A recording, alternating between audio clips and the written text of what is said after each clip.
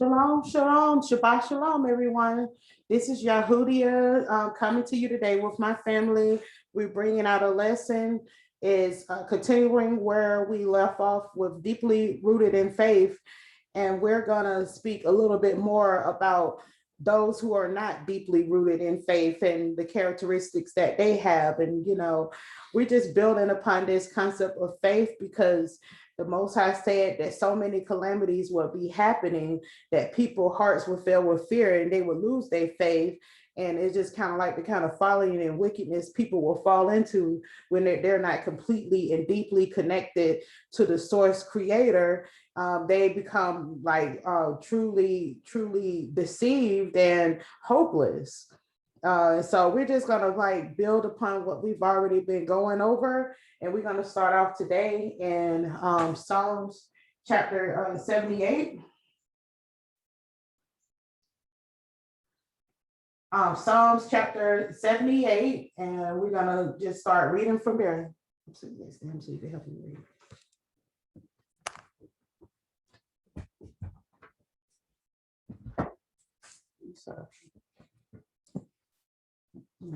Verse 1. Give ear, O my people, to my Torah. Incline your ears to the words of my mouth. I will open my mouth in a parable. I will utter dark sayings of old, which we have heard and known, and our fathers have told us. See, in these days, these dark sayings of old is what's going to help us to understand what's going on. The reason why everybody in the world is so confused in all this wickedness, because they don't know the word. They're still just trying to make sense of what these heathens are out here doing. They're still trying to rationalize it, and they over rationalize things like every policy that comes up, they seek to say, oh, why would they do anything to harm us? Of course they're doing it for our own good. And so they don't understand the dark sayings of old. Verse 4. We will not hide them for their children, showing the generation to come the praises of Yahuwah and his strength and his wonderful works that he has done. For he established a testimony in Jacob and appointed a Torah in Israel, which he commanded our fathers, that they should make them known to their children, that the generation to come might know them, even the children which should be born, who should arise and declare them to their children. And that's the reason why people are still so lost nowadays, because they didn't understand these things as a child and grow up with these thoughts. So it's really hard and difficult to play catch up in the midst of chaos. But what we are supposed to understand is how to teach these things, learn them well enough to teach them to our children so that they can know one day the way that they should go. Verse 7, Malachi. We're going to let Malachi read today. That they might set their hope in Elohim and not forget the works of El, but guard his commandments. That is the reason why we teach our children, so that they can always set their hope in Elohim, right? And so that they will never forget the works of the Creator, but guard his commandments. This is supposed to be always dwelling in your consciousness as well as your subconsciousness. You're supposed to be conscious of these things, even if it's supposed to be built into your nature to be this way. Verse 8. And it might not be as their fathers, a stubborn and rebellious generation, a generation might not set their heart right, whose rock is not set fast with El. Yes, and that's what's going on right there. A lot of us wasn't raised right. I'm talking about the adults of this time. Therefore, we don't know the proper way to raise our children. And then those of us who are waking up, we're waking up so late in life that we're playing catch up, and we're like even barely teaching the things our children need to know. Right? Verse 9. The children of Ephraim, being garment, carrying bows, turn back into a day of battle. Oh, they did not guard the commandment of Elohim, refused to walk in his Torah, and forgot his works and his wonders that he had showed them. Marvelous things did in the sight of their fathers in the land of Mitzrayim, in the fields Soan. He divided the sea and caused them to pass through, and he made the waters stand as heap. So We're going to continue on reading this chapter. This is a long chapter, but it's going into some of the Hebrew history and, like getting a clearer picture that these things have been happening to our people from generation to generation. And even though the Most High has delivered us time and time again, we have a very short memory and we soon forget. Okay, so I continue Malachi and read from 13 to verse 19. He divided the sea and caused them pasture. He made the water stand as a heap. In the daytime, he also led them with a cloud, and all the night with a light of a fire. He clave the rocks in wilderness and gave them drink as out of great depths. He brought the streams outside the rock and caused waters to run down like rivers. And they sinned yet against him by provoking El Elyon in the wilderness, and they tempted El in their heart by asking meat for their lust. Yea, they spoke against Elohim. They said, can El furnish a table in the wilderness? So out of all the great stuff that the Most High had already shown them, they still spoke against the Most High, asking for better food and saying, oh, I know he's giving us this manna, but can he furnish a table full of food for us? Can he give us a buffet? Basically mocking the Most High, like this like condescending attitude that what you have given us still isn't good enough. We want more. We want more, and then so that's how it is with some people. No matter how much you do for them, they always make you feel like, well, what you gave them ain't good enough. They want more. That's the kind of spirit that people have when they become spoiled. Okay, because he led them in a day with a cloud and at night through a pillar of fire, and he claved a rock in the wilderness and gave them water to drink out of it, and they still complain. You can't make this stuff up, man. Like you just and actually had food to fall out of the sky, and they ate it every day, and they still had something to say. So don't beat yourself up when you're dealing with people that always got something to say and always got a way to criticize you. I'm gonna show you why they have that kind of nature. That's what this class is about. Verse 20 through 26, Travis. Behold, he smote the rock, that the waters gushed out and the streams overflowed. Can he give bread also? Can he provide flesh for his people? Therefore Yahuwah heard this and was wroth. So a fire was kindled against Jacob, and anger also came against Israel, because they believed not in Elohim and trusted not in his Yeshua. So the reason why people act like this, because they don't have no faith, right? So it don't even it don't even do any good for you to bless people who are faithless, who have no faith, because there's something on the inside of them that is dark and deceitful and will always look very skeptically at everything that good that comes their way. You ever know like one of those people, no matter how much you do for them, they always got something bad to say. They always turning their mouths up to it. Like it's just nothing is good enough for them because they're not rooted in faith. They don't know what a blessing is. They don't know what it means to see a miracle. You can literally raise them from the dead and they'll wake up out of their coma and say, what took you so long to raise me up? Just one of those kind of people, very wicked hearts. Continue.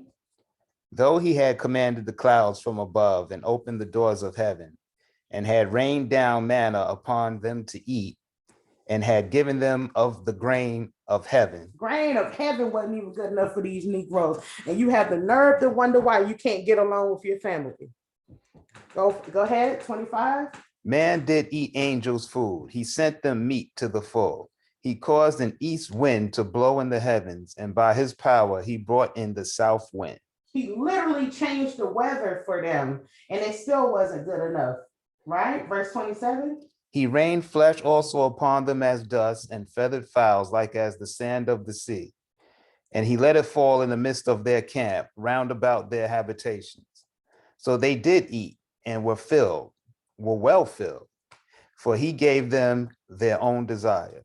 They were not estranged from their lust, but while their meat was yet in their mouths, the wrath of Elohim came upon them, and slew the fattest of them, and smote down the chosen men of Israel. So he went on he's like, just because I'm Elohim, I'm gonna go ahead and I'm gonna go ahead and give you what you think you want, and after that, I'm gonna kill you.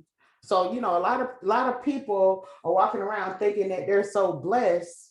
You know what I'm saying? Or no. I shouldn't say blessed because faithless people don't know about blessings.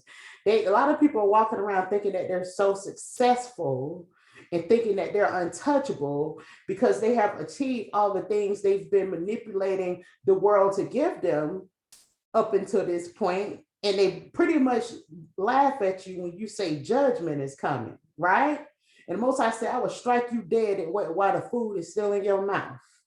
Because when you had a chance to get to know me, when you had a chance to repent, when you had the chance to receive the light from the divine light from the source, you rejected that and went after the world and basically told me later for all that, right? Continue.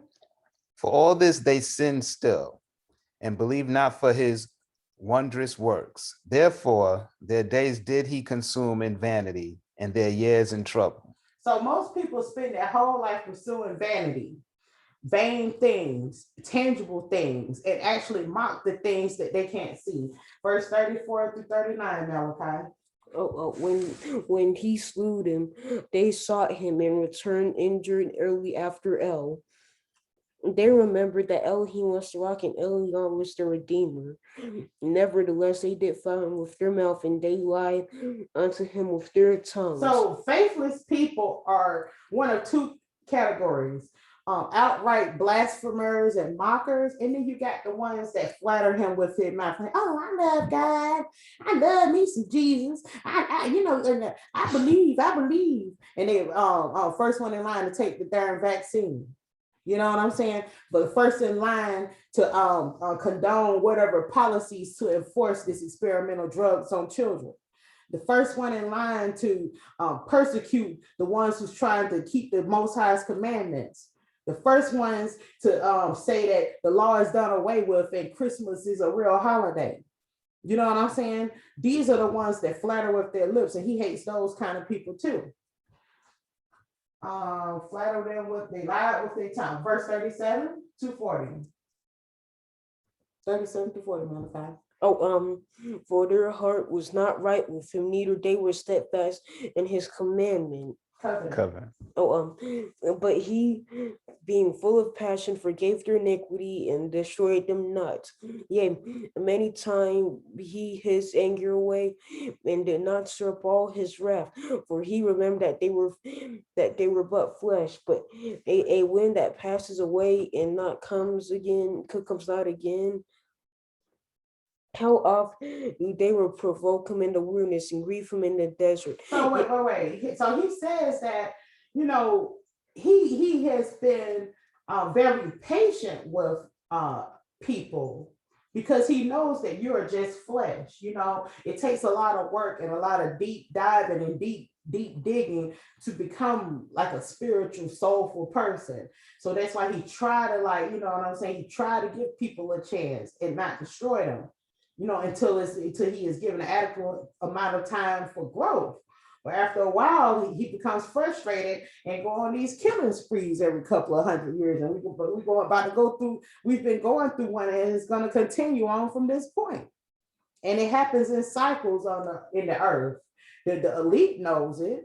That's why they always preparing for the next event. They know what happened in 1812. They know what happened in 1515. Every 200 to 300 years, every few hundred years. And they always know when it's going to happen, the strange weather events starts occurring. Okay? So let's continue. Where do we leave off? Right, 42. They remember not his hand, nor the day when he delivered them from the enemy.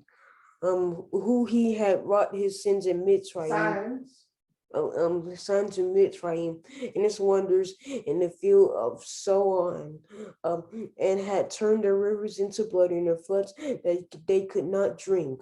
He sent their diverse sorts of flies among them, which devoured them, and frogs which destroyed them. Slow down a little bit, y'all have to read so fast. Verse 46 through 52, Daddy. He gave also their increase unto the caterpillar, and their labor unto the locust. He destroyed their vines with hail, and their sycamore trees with frost. He gave up their cattle also in the hail, and their flocks to hot thunderbolts. He cast upon them the fierceness of his anger, wrath, and indignation and trouble by sending evil angels among them. So there is evil angels. It's funny, like in some places in the Bible, they call demons. In some parts of the Bible, it speaks about Satan and the devil. But when it comes time to inflict judgment, the Most High actually has evil angels that are sent on missions to destroy.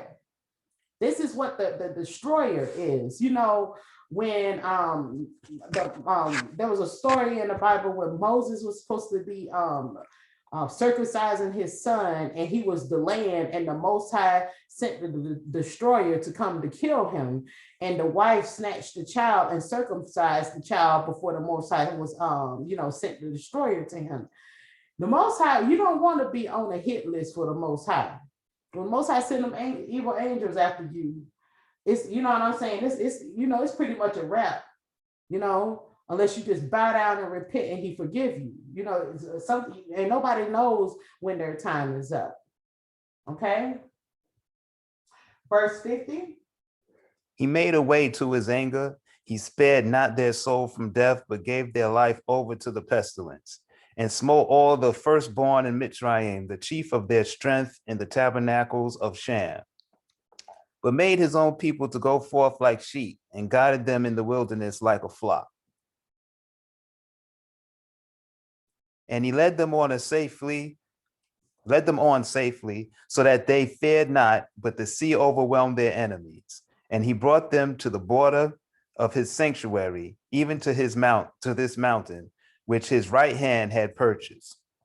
He cast out the heathen also before them, and divided them in inheritance by line, and made the tribes of Israel to dwell in their tents. Yet they tempted and provoked Elohim Elion, and did not guard his testimonies, but turned back and dealt unfaithfully like their fathers. They were turned aside like a deceitful bow. For they provoked him to anger with their high places, and moved him to jealousy with their graven images. When Elohim heard this, he was wroth, and greatly abhorred Israel, so that he forsook the tabernacle of Shiloh, the tent which he placed among them. So wait, the tabernacle of Shiloh. What does the word mean by the tabernacle of Shiloh?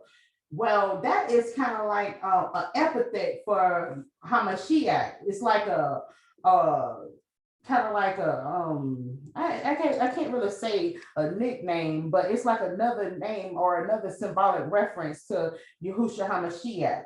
The tabernacle that they built in the wilderness, that they went from city to city, was supposed to symbolize the Messiah leading them through the wilderness. Okay.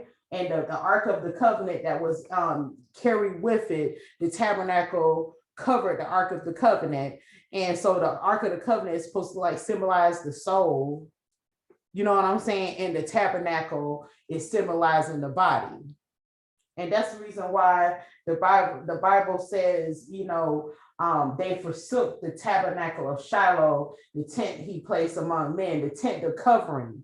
He sent the soul of his firstborn son to guide them through the wilderness. That's why Moshe always knew which way to go. He wasn't just out there just on some type of mission. And that's another thing. People in these woke, off-grid, conscious truth communities think they're going to escape what's coming by finding a shepherd with enough land to start a little civilization. Well, if that civilization ain't led by the Most High, you're looking to be under the dictatorship of a cult leader. Because what you think gonna happen on a man sitting on 100 acres of land and the power is out? If he ain't righteous and he's not of the Most High, and he's not, he don't have the tabernacle of Shiloh God in his community, that community is gonna end up into some Jim Jones mess. But that's what's happening right now. A lot of people are looking for men to save them for what's coming. It's like people, like, they know what's happening, they know what's going on, they talk about it 24/7. and they're trying to come up with their own solutions on how to survive. And they're flocking to people that they think have all the answers. And that's what it's gonna lead a lot of people to die when the power goes out, or when the internet goes down and the world falls into chaos. An epithet is an adjective or a descriptive phrase expressing a quality characteristic of the person or thing mentioned. So when it says Shiloh, when it's mentioned Shiloh in the Bible, it's a descriptive phrase describing Yahushua HaMashiach, the Messiah. Okay. So these are the symbols that are placed in the Bible that are basic coded language for the Messiah. Okay. Verse 61 through 67, Malachi. And delivered his hand straight from into captivity, and his glory into the enemy's hand. He gave his people over unto some way and was wroth his inheritance. Slow down a little bit. Okay. Verse 63. The fire consumed their young men, and their maidens were not given to marriage. Their priests fell by the sword, and their widows made no limitation.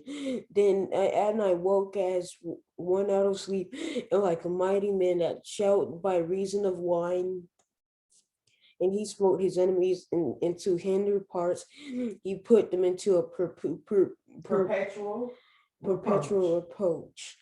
Moreover, he refused the tabernacle of Joseph. He chose not the tribe of Ephraim. But I'll read this part. But chose the tribe of Yehuda, the Mount Zion, which he loved. And I had did a little brief lesson, and it's an article on my website, yatruth.com, that talks about how the whole Zion symbolism is symbolizing the house of David.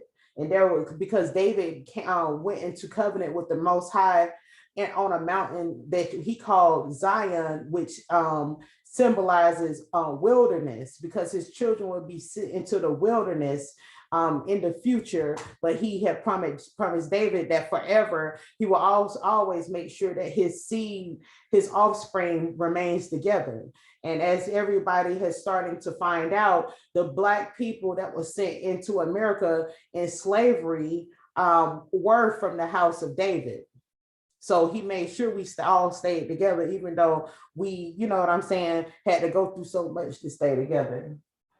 Okay, verse 69, and he built his sanctuary like high places, like the earth, which he has established forever, and chose David also his servant, and took him from the sheepfolds, from following the ewes great with young, and he brought him to feed Yaakov his people and Yashrael his inheritance. So he fed them according to the integrity of his heart and guided them by the skillfulness of his hands. So I just wanted to read through that whole chapter, but we're going to scroll back up to verse 57. We're going to go back to verse 57, right? And it says, but he turned back. He says, well, I'm going to verse 56 and 57. It says, yet they tempted and provoked Elion and did not guard his testimonies, but turned back and dealt unfaithfully like their fathers, and they were turned aside like a deceitful bow. This lesson is, we are going to be talking about, we've been talking about the faithful all this time, but now we're going to talk more about the unfaithful and digging a little deeper into that. So we're going to switch over and get into some Hebrew right quick. So that's what we do around here, right? Yep. Yep. I know you was looking for an answer. Okay, so we're going to go to H898. Bagad. B or Bet, Gimel, Dalet. Cover. Clothing, deceive, a covering. Let me turn it this way so it could be bigger. So maybe I turn it back that way. Okay. Cover, clothing, and deceive, a covering of the body or action in a faithless and treacherous manner. So to be unfaithful means to cover yourself in a faithless and treacherous manner. It's to hide what is in you. to hide behind closed doors, to deceive, a covert action of treachery or deceit. That's H898. So when you look at the actual word, the letters of this word, and when you take a look at what it means to be faithless, you're looking at somebody who is covering up the treading upon something, because you got the bet, which is a house, and you got the gimel, which is feet. Okay, and you got the dalet, which is a door. So and so the house symbolizes in words is being within or inside something. And you got the feet means treading or walking. So it's like a trampling within, right? And then you got the dalet, which is a door. That means you're hiding behind closed doors, trampling what is within you. So people who are like this is very chaotic on the inside. And that is why it's really hard for them to receive a word and let it rest in them and transform their consciousness, okay? That's what it means to be faithless, covering up the treading upon something or someone behind the door, or to cover up your deceitful actions within. If you got some deceitful actions within yourself, if you are not prepared to expose them and come before the Most High and ask Him to fix them, you can tell yourself that you're like this and that all you want to. You could tell yourself all these great things about yourself that aren't true. But if you want to be who you think you are, ask the Most High to make you that way. Tell Him how you want to be, not who you are. Say, hey, I want to be a more relaxed, calm person. Or I want to be a more ambitious person. I want to be a more wise or successful person. But don't just say you already are those things. You're being deceitful, because then you're going to put on a persona that you have already made it. And then they see and know when people get close enough to you, they're going to see that you're a fraud. And they say some people will never have that intense personal relationship with Yah, because they always hide it within the doors of their soul, treacherous actions and intent that they deceive even themselves into believing that they have hidden their true motives from the Creator. Some people never have that intense personal relationship with Yah, because they are always trying to basically brainwash everybody around them that they are who they pretend to be. You know, and that's not good. That is a very false light, and that is a false way to survive and live. You cannot thrive like that under intense pressure. Like, let's just say a ring that looks like a diamond is actually made out of glass, right? And when it's dropped down on the ground, it's going to shatter. You're going to find out it's not a diamond. It's going to shatter under pressure, right? But a diamond is not easily crushed. In fact, the more pressure you put on a diamond, the more pure it gets. Okay, so that's how some people are. They may look like a 5-carat diamond, but they really are a piece of glass. They could be crystal clear, like the best diamond on earth, but they ain't made out of nothing. Ain't about nothing, like they say. So we're going to go back. We're going to go to Habakkuk chapter 2.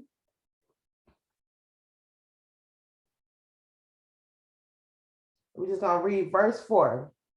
Behold, his soul, which is lifted up, is not upright in him. Okay? That's describing a faithless person. A soul which is lifted up is not upright in him. Okay? These people lift themselves up in pride falsely because they are trampled down within. They have to cover up their true character, their true nature, and their motives and intentions, right? But the just shall live by his faith. See, the just, they may know that they are not perfect, but they know that every good thing about them comes from the Most High. Was King David perfect? No. He had this thing about women. Yeah, he also had a bit of a temper sometimes, you know, and he left this world with a lot of blood on his hands. So he was always on, you know what I'm saying, forced into situations where he didn't mind having to go to war to go on killing sprees. But nevertheless, he was faithful because everything that was good in his life, he gave the Most High credit for it. Okay. So now we're going to go over to the wonderful book of Philo, and we're going to read about how the wicked always plot against the righteous. So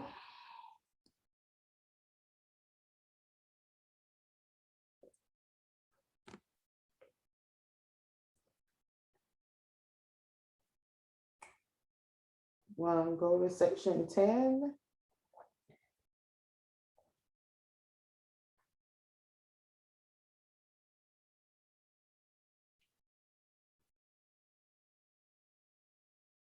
So this book it goes into greater detail, such intricate details about very popular Bible stories.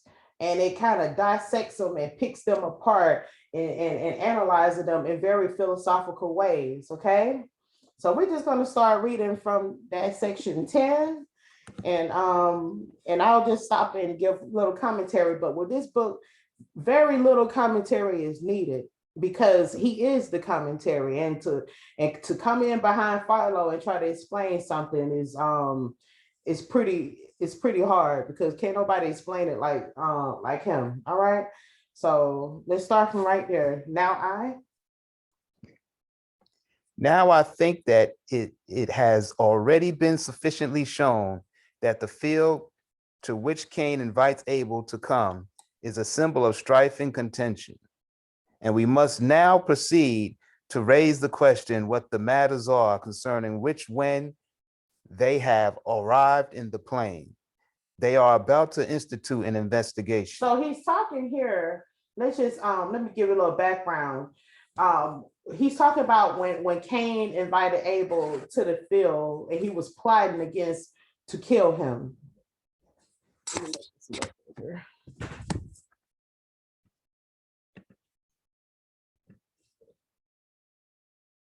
It is surely plain that they are opposite and rival opinions.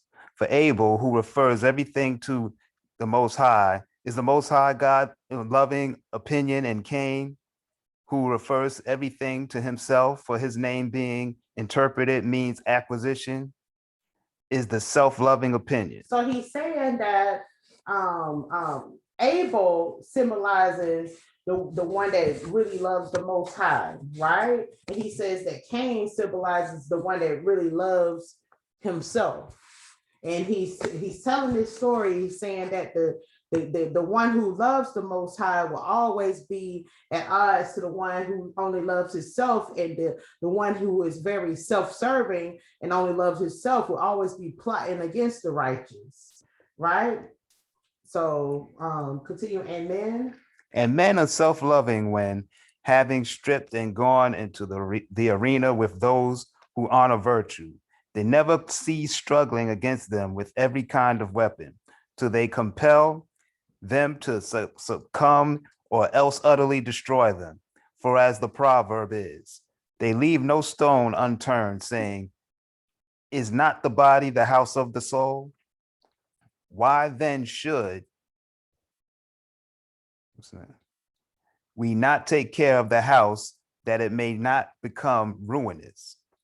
So he's saying that the wicked says we will not leave any stone unturned, and the writer Philo is saying it's not the soul within, it's not the body the house of the soul. Okay, so if they always plotting against your flesh, then they're also plotting against the house of the soul. Okay, because that's what Satan's children ultimately want. They want your soul, but they know they only have access to your body, so they're always planning to harm you and plotting to harm you. What you think this disease is all about? You know what I mean? It's all about the wicked plotting against those who are either ignorant, innocent, or love the Most High. Okay, so why then should we not take care of the house, that it may not become ruinous? So yeah, that's what he's saying. Like, why shouldn't we take care of this house? Why shouldn't we take care of this body, who is the house of the soul, right? Are not the eyes and the ears and all the company of the other outward senses, guards, as it were, and friends of the soul? He's saying, aren't all your body parts the friends of the soul? So why not take care of them? Go ahead. Ought we not then to honor men's friends and allies equally with themselves? And has nature made pleasures and enjoyments and all the delights which are spread over the whole of life for the dead, or for those who have never even had any existence at all, and not rather for those who are alive? And what ought we not to do to procure for ourselves riches and the glory and honors and authority and all other things of that sort, which are the only means of living not only safely but happily? And the life of these men is a proof of this.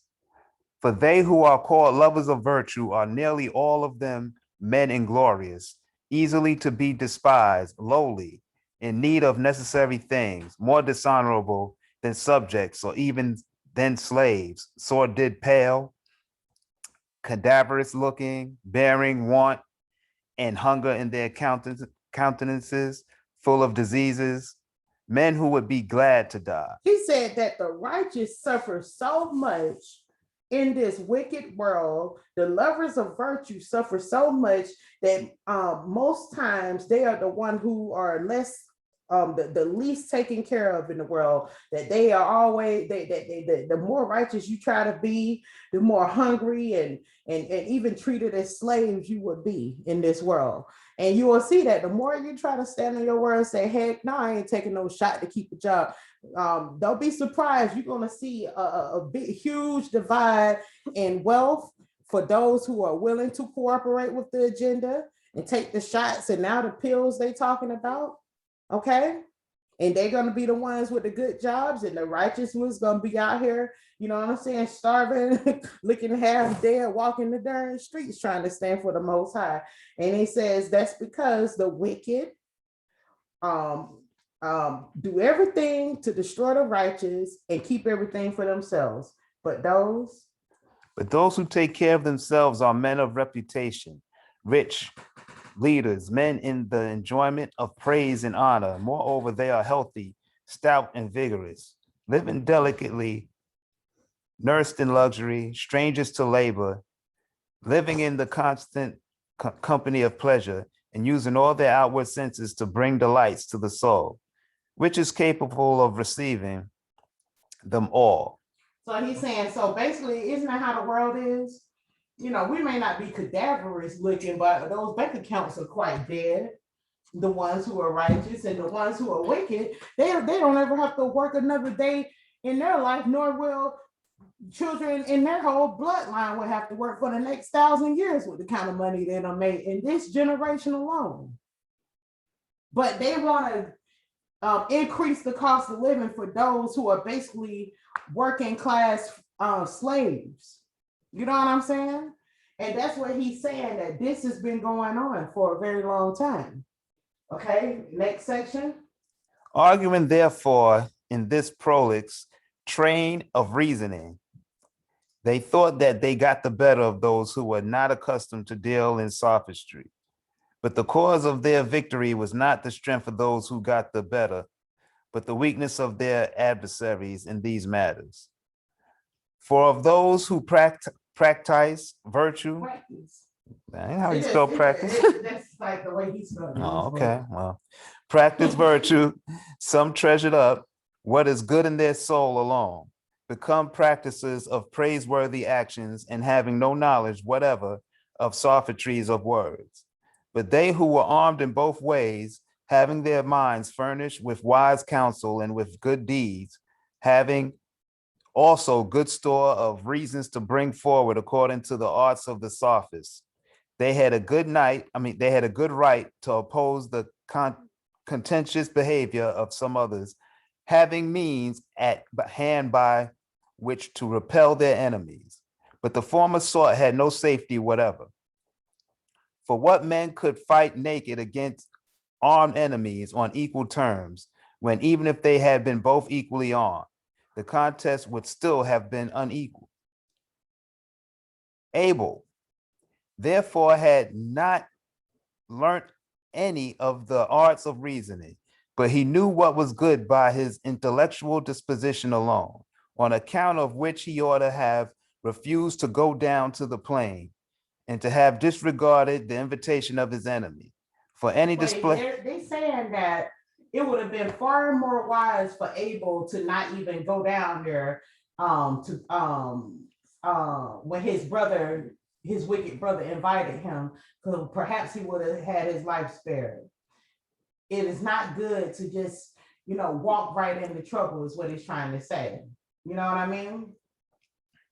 Even if somebody is being falsely trying to pretend to be nice to lure you into a place with them just to contend with you, you don't need to fall for the game. I'm pretty sure he didn't say, "Hey, Abel, come down here and let me kill you." No, he didn't say that. He was like, "Oh, brother," that's how people like to lure you in. People like to lure you in with their nice words, and once they get you into the plane with them, into the field with them, then they're ready to fight. Right? Go ahead. For any display? For any display of fear is better than being defeated, but such fear a man's enemies call cowardice, but his friends entitle it safe prudence. And we must believe friends in preference to enemies, inasmuch as they tell us the truth. So he's saying that it is better to look like a coward than to run straight into a place where you're going to get defeated. Okay, it is nothing wrong with walking away from a fight, is what he's trying to say. There's nothing wrong with that, because at the end of the day, if you allow your enemy to lure you into a trap and he kills you, you know what I'm saying? That's the end of your story. You don't have a chance to practice any more virtue in the earth. You're sitting somewhere dead, you know what I'm saying, useless to anybody around you. So it's better to just use wisdom and kind of avoid people that like to fight all the time. Okay, Malachi, it's your turn. You're gonna read until I tell you to stop. Okay. Okay. And it is. And it is. And it is on this account, as you see, that Moses rejected the sophists in Egypt, that is to say, and called a body whom he calls magicians. Okay, so we're gonna get into this word sophist, because Philo, he was a Hebrew from the tribe of Levi living in Alexandria, Egypt, which was being ruled by the Greeks at the time, right? And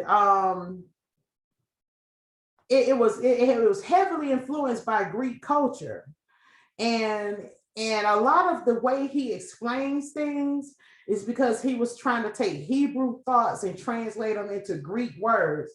And one aspect of Greek culture was this thing called sophism. Sophist. It's a school of thought or philosophy rooted in atheism and heavy in twisted ideology and argumentation and debate to win your point. Sophism is like the root of modern day law, and the idea of taking your case and pleading your case in such a way to convince the audience. And actually sophists were like the lawyers of the time, because it wasn't really a real religion. It was just like a way to persuade people to giving you what you want. So we're gonna read a little bit more on this page. In fact, this is kind of like really hard to understand. So I'm gonna read the rest of this section right here. It says, "For it is owing to the tricks and the deceits of their sophistical tricks that good disposition and good habits are infected and corrupted." So he's saying that these sophists are very tricky and deceitful, right? And they got you ever seen those kind of people that know how to debate and push people in corners and twist their words to try to turn them against them, you know what I'm saying, trying to turn people's words against them in conversation and twisting everything that comes out of their mouth to spark and trigger strife and debate. That's what sophists used to do. It was like the roots of word sorcery, right? and saying that he was not an eloquent man. This is Moses. Moses is saying that Moses avoided the sophists of Egypt because he was not an eloquent man. He's not very good at verbal debate. You know what I'm saying? That's why, like, he had to have his brother Aaron to speak for him. He is the kind of man that knows a lot, but when it comes to explaining it, he was not very good at it, right? Which is equivalent to saying that he was not formed by the nature for conjectural rhetoric of plausible and specious reasons. That's a very wordy kind of phrase, but it was not in his nature to be engaging in all this conjectural rhetoric. Conjecture is when you like presume or assume something, right? And rhetoric, let's just see what these definitions are.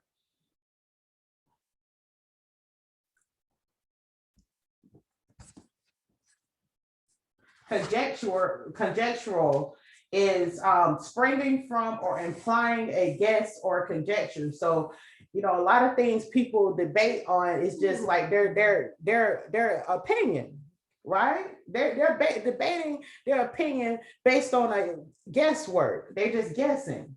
And rhetoric is a word that is commonly used, but not very well understood. And it's an art or study of using language effectively and persuasively.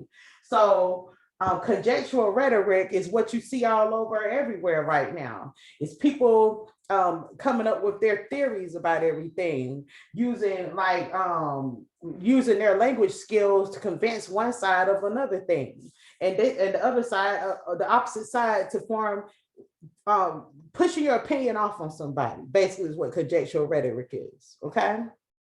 He said he's not good at that. I'm not good at pushing my opinion. I can only tell you what the Most High told me.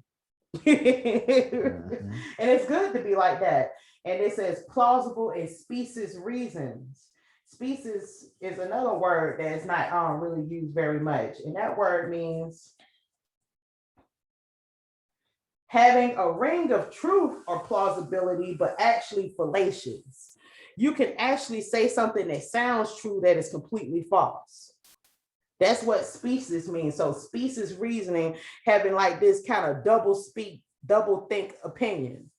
Like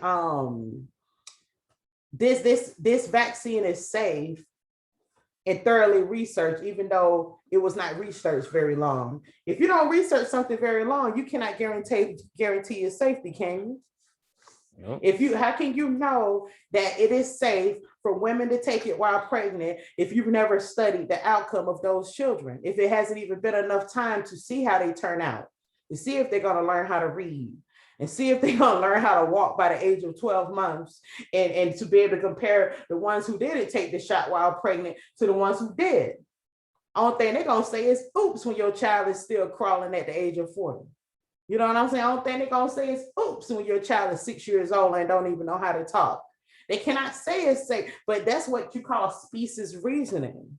Specious reasoning is something that sounds true because the source is maybe somebody who's very educated, like Fauci, you know, who got letters behind their name and they're very eloquent. They don't stumble for words like I do and struggle to form an opinion. The words may flow out like their mouth like water, but it's completely contaminated truth.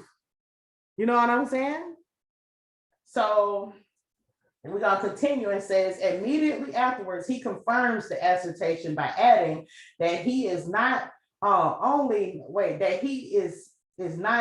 not eloquent, but altogether void of words. He said, Moses said, I'm not only not eloquent, but at times I am void of words. So Moses is a wise man, because at the beginning of this section, he says that Moses rejected the sophists in Egypt, which is to say, he is the body who, in the body whom he calls magicians. So Moses saw these sophist type people as witches. That's why it's not good to get in conversation with people with this whole sophist type mentality, because they do ensnare you into conversations that are a form of witchcraft. Okay? This is how the faithless people who got that treading Bagad spirit, that faithless spirit are. Because they're trampled and twisted on the inside, they trample and twist every word that come out of your mouth and try to twist it against you. And so now we're gonna I got really interested in this whole sophist thing, and I was just like, wow, what is sophist? So I found this nice little article from City University of New York.edu. So this ain't just some conspiracy site. This is somebody who's actually reading about and learning about this and writing papers about it. So we're just gonna just read a little bit, and we're gonna skip around. We're not gonna read this whole thing, but I'm gonna skip to little different little sections to show you this is the mind frame that this whole modern civilization called Mystery Babylon was cultivated from mind games. This is the philosophy of the Greeks, justifying wickedness. They actually sent their children to school to learn under these so-called philosophers.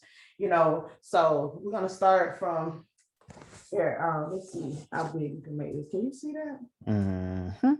Okay. It's about as big as I can make this. Very tiny. Okay, go ahead. The sophists were orators, public speakers, mouths for hire in an oral culture. They were gifted with speech. They were skilled in what becomes known as rhetoric. They were respected, feared, and hated. They had a gift and used it in a manner that aroused the ire of many. They challenged, questioned, and did not care to arrive at the very best answers. They cared about winning public speaking contests, debates, and lawsuits, and in charging fees to teach others how to do as they did.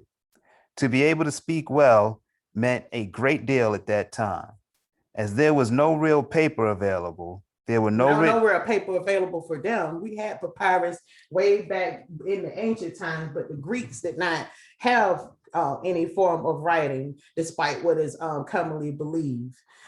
They actually did not even start writing until they started learning and stealing our culture, and then they flipped and reverse all of our alphabet to create their own alphabet. But before they invaded the Hebrews and the Semitic people, not just the Hebrews, all of the Semitic people in the region, before then, they did not have a written language. Okay, if you look at ancient Hebrew, the letter Aleph is the letter A. The letter A is the letter Aleph turned upside down. You know what I'm saying? The B is the B in modern English is the bet reverse, which is like the Greek beta. You know what I'm saying? Because Roman alphabet came from the Greek alphabet, which came from the Semitic alphabet. Okay, so before they had a form of writing, they literally had this form of thinking.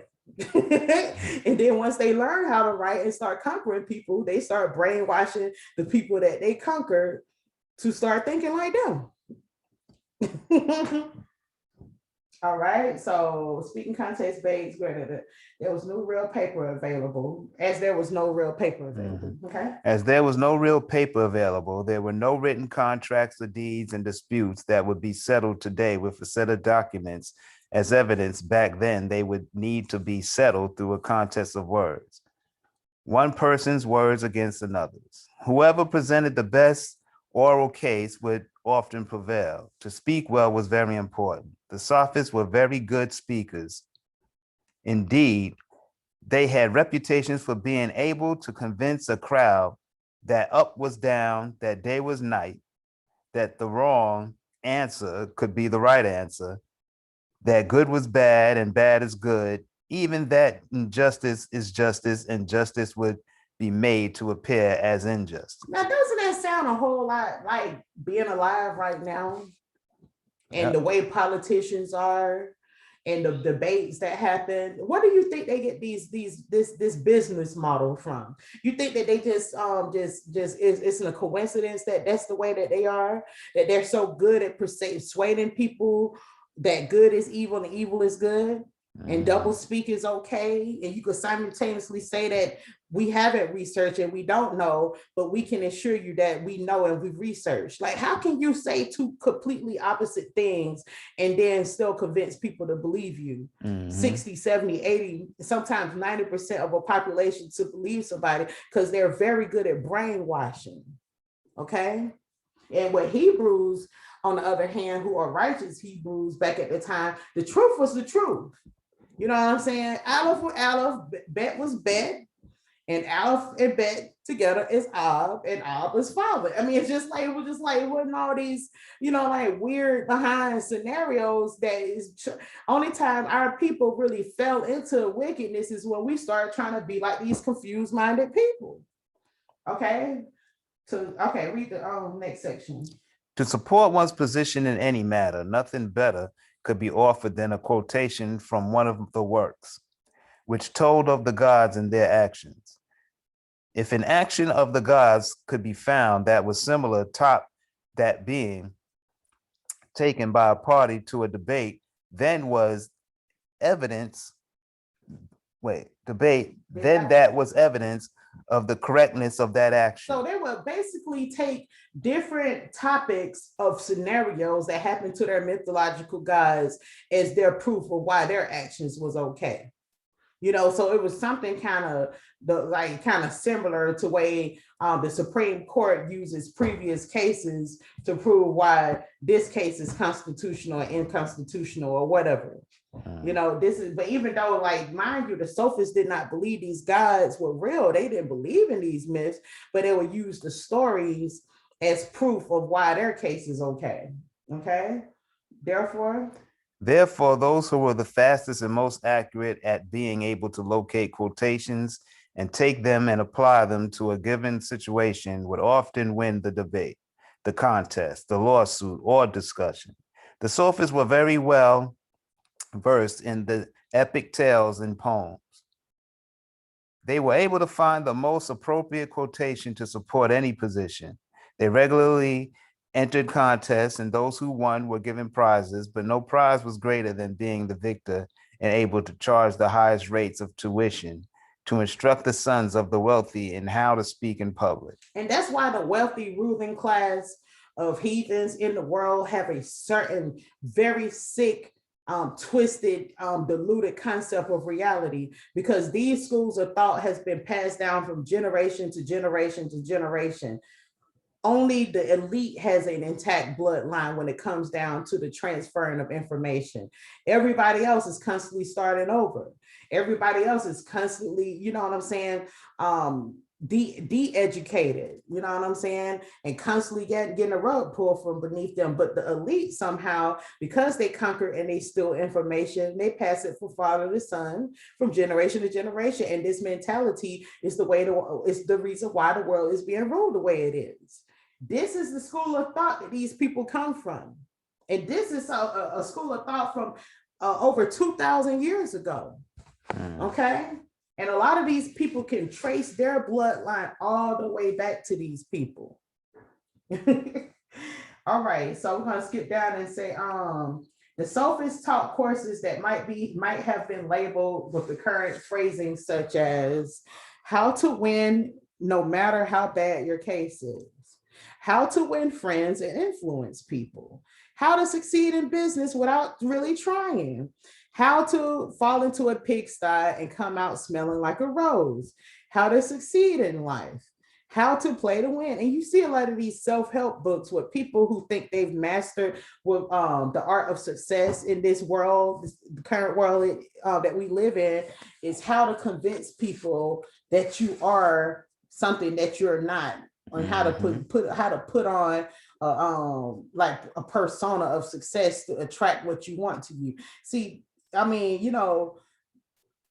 these people are not trying to teach you anything of substance. They're just trying to teach you how to convince people of what you want them to think that you are.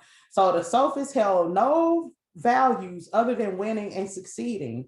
They were not true believers in the myths of the Greeks, but would use references and quotations from the tales for their own purposes.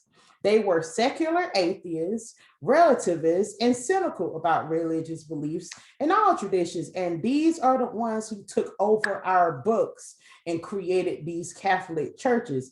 You think these cardinals and archbishops and popes believe in the Most High? No, but they are experts at sophistry, charming people, twisting words to get people to believe what they want them to believe. And then this current pope is trying to justify homosexuality and to justify taking the vaccine. And they're very, have you seen how these ministers and church leaders and even the pope and the priests and everything is trying to convince people that this isn't a mark of the beast, despite the fact that they're not letting you buy or sell or work or travel without taking this shot and taking even, I've seen even a woman went to custody court, and because she refused to get her child vaccinated, they took her kids away. Yes, the government is taking folks' kids away. The government is taking, sending people who are on trial for a crime to jail if they refuse to take it. It's just too much going on right now. They were pragmatic. They said they were cynical of religious beliefs and traditions. They believed and taught that might makes right. They were pragmatists, trusting in whatever works, to bring about the desired end at whatever cost. See, this sounds like a sociopathic ideology, right? And they made a business of their own form of education as developing skills in rhetoric and profited from it. And that's all that a lot of these educational institutions are. They're just out there just trying to teach you the rhetoric that it takes to become profitable, whether it's true or not. And that's the reason why modern day medicine is a failure.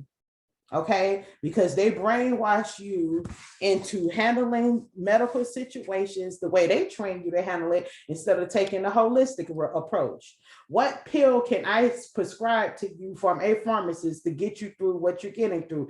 Never mind your lifestyle changes. Never mind getting 30 minutes a day of fresh air walking and the vitamin D that you gain from that. Never mind the herbal supplements and the vitamin supplements and daily supplements you need to take to prevent illness. Let me see what kind of toxic prescription I could give you for your high blood pressure instead of telling you what kind of tea to drink and what kind of food to eat every day to prevent it. You know what I'm saying? Their concerns were not with truth, but with practical knowledge. They practiced rhetoric in order to persuade and not to discover truth. Their art was to persuade the crowd and not convince people of truth. They moved thought from cosmology to cosmogony to theogony to stories of the gods and the universe and to a concern for humanity, meaning they jump from subject to subject to subject, charming people, speaking over their head, twisting things together that are unrelated to convince a crowd who was supposed to win a debate. This is how they used to win. This is the origin of modern day law, okay? And it says their focus was human civilization and human customs, or teaching people how to conquer civilization and cultures. And their theater was the ethical and political problems of immediate concern for humans. They put the individual human being at the center of all thought and value. They did not hold any universal truths nor universal values. They taught and took payment for their lessons at speaking. So let's look at some of their ideologies, and you're going to see how this plays into, you're going to hear a lot of this stuff being said. Like, have you ever heard the terminology, that's my truth, that's your truth? Yeah. Have you been seeing people? I mean, I've been hearing that for the last few years a lot. And like, that's your truth. Who started that phrase? Like, my truth and your truth. Who was the first one? Who made that a catchphrase? Well, that comes from over 2,000 years ago. That's Protagoras. Man is the measure of all things. And then it says there is relative truth only. So truth is relative. Truth is whatever you think truth is. I even actually heard somebody on the radio yesterday that says there is no truth. There is only what is true to you. That is not true. True truth is true in all circumstances. Not truth is never relative. Okay. Everyone has his own truth. That's a typo. Everyone has his own truth. These are Protagoras ideologies. They're initiating people into the occult without realizing it. Because the first people I've ever heard say my truth, your truth, that truth was the reality show people. These reality TV people, Love and Hip Hop, Married to Medicine, Real Housewives of Atlanta was the first time I ever heard somebody talking about my truth, my truth, my truth. And you know these people are speaking on script. You know what I'm saying? You saying it over and over and over and over again. That's why people are having a hard time grasping what truth is, because everybody has their own truth right now. And I even realize they're going into ancient, because the Greeks stole their philosophy from the Egyptians anyway. So when they say Greek philosophy, they actually are talking about Egyptian philosophy. And this is the kind of people that Moses was up against. Let's see what Gorgias says. Nothing exists. If something does exist, we cannot know it. Even if we do know it, we cannot communicate it. So these are kind of like atheist ideologies. Like how atheists, they have this belief system that is rooted and grounded in denialism. They deny everything because they don't feel like it is true. It's not true, regardless of the fact that they have any proof that it's not true. If they can't see it, it don't exist, right? And they says, okay, so that's enough. We ain't gonna go all so deep into that. We don't went deep enough into what those heathens get their ideologies from. But that's what Moses say, that he is a man void of words. He just takes in what the Most High tells him. You know what I'm saying? He's not the best at getting into these rhetorical debates with people who have all these mind-twisted ideologies, who he calls magicians. He said he ain't got time for that witchcraft. The Most High said, okay, I send your brother to speak for you. So we're going to skip through this parentheses right here on the right-hand column, because that's going into, he's speaking of a reference when he is trying to translate this text. The writer, the translator of this text is trying to explain deeper of what Moses meant by void of words. He's just talking about he has irrational speech. And this is what the root of the phrase, a man of uncircumcised lips, come from.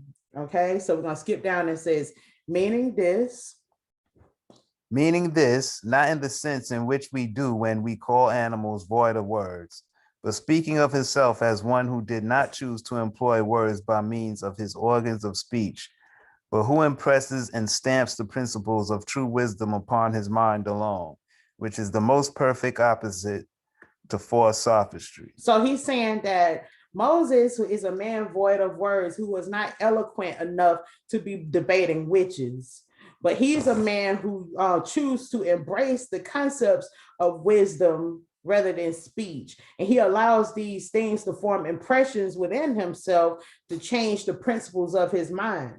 Okay, which is changing and forming the principles of your mind, rooted and grounded in virtue, is the exact opposite of what he calls false sophistry. That those false people who are very good at mixing and mingling words and phrases together to convince you and brainwash you to believe what they want you to believe, whether it's true or not. That is the foundation of modern white heathen society. And that's the reason why people who think like this are a lot of our people.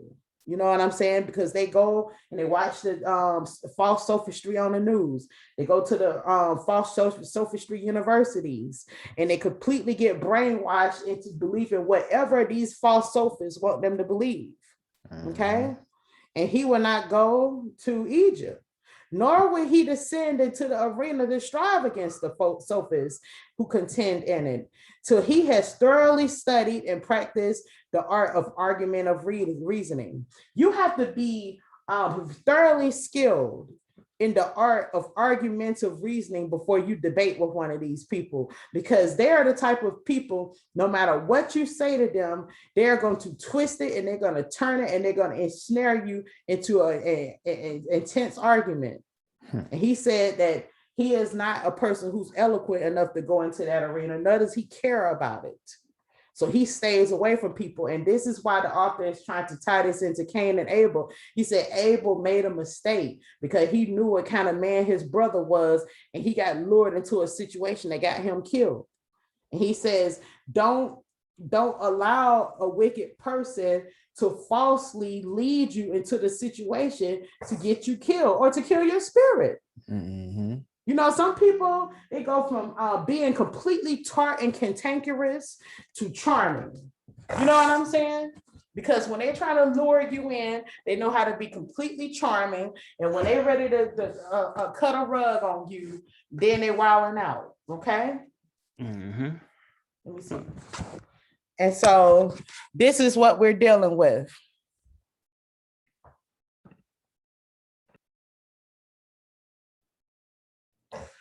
Okay, Yah himself showing to him all the ideas which belong to such elocution, making him perfect in them by the election of Aaron, who was the brother of Moses, and whom he was accustomed to call his mouthpiece, interpreter, and prophet.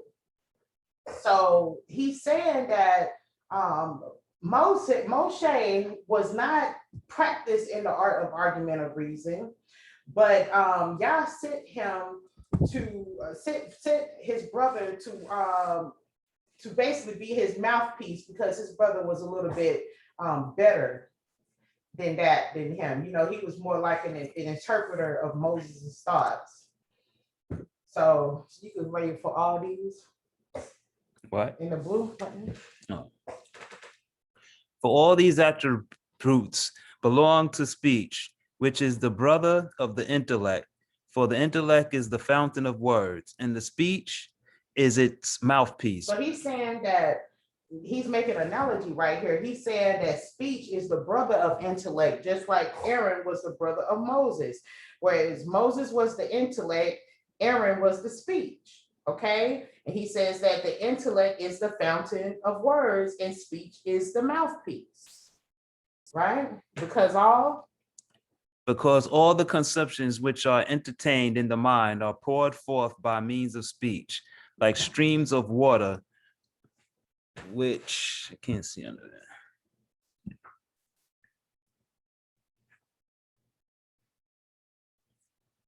Streams of water which flow out of the earth and come out into sight. And each is an interpreter of the things which the mind has decided upon in its tribunal. Moreover, it is a prophet and a soothsayer of those things which the mind unceasingly pours forth as oracles from its inaccessible and invisible retreats. So he's saying that the mouth is the prophet, or it could be a soothsayer, which is it could be a soothsayer or a prophet, bringing forth what is in the mind. Okay, what is a soothsayer? Do you know what a soothsayer is? Not really. A soothsayer is a person who predicts the future by magical, intuitive, or more rational means, or a prognosticator. So he says that the mouth is the prophet or the predictor of the things which is in the mind unceasingly, and it pours forth as oracles from its inaccessible, invisible retreats. He's saying that the mind is in an inaccessible and invisible place, and the mouth brings forth what is in the mind as a prophet does, bring forth predictions. Okay. Mm-hmm. So it's just like it's just heavy with words, but you kind of understand what it's trying to say. All right, next section. In this manner.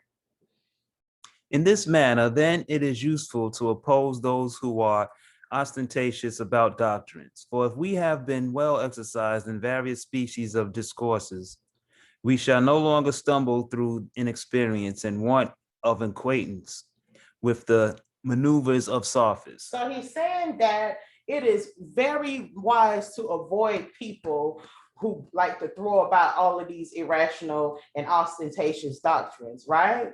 Why?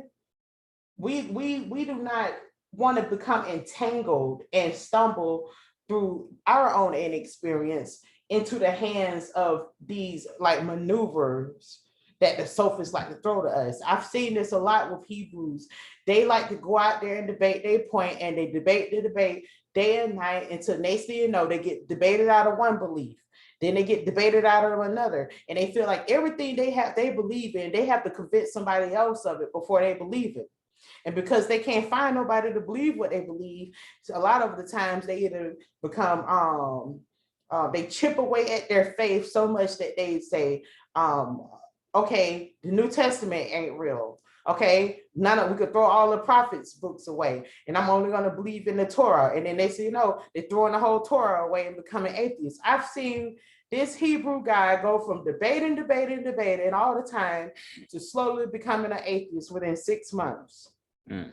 Him and there was a lot of people that turned into atheists. Like, how you go from Hebrew to atheist?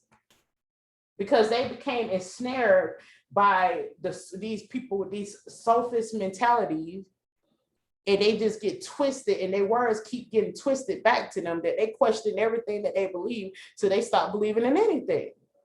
And that's why they said it is useful to oppose those who are ostentatious about doctrines, people who are always seeking to force their opinions on you.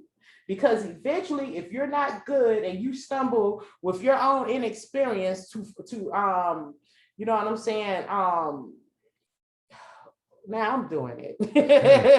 If you find it very difficult to express your beliefs and to convince others of your beliefs, then you eventually start losing your beliefs, right? So it's best to just stay away from people and just keep what you have within yourself, and and trying to be with more like-minded people.